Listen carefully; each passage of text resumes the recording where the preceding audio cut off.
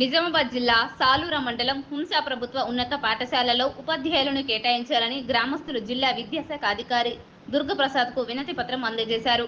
జిల్లా పరిషత్ మరియు ప్రాథమిక పాఠశాలను విడిగా ఏర్పాటు చేయాలని కోరారు. డిఈఓ సానుకూలంగా స్పందించి త్వరలోనే ఉపాధ్యాయులను డిప్యుటేషన్ పంపుతానని తెలిపారని గ్రామస్తులు హర్షం వ్యక్తం చేశారు.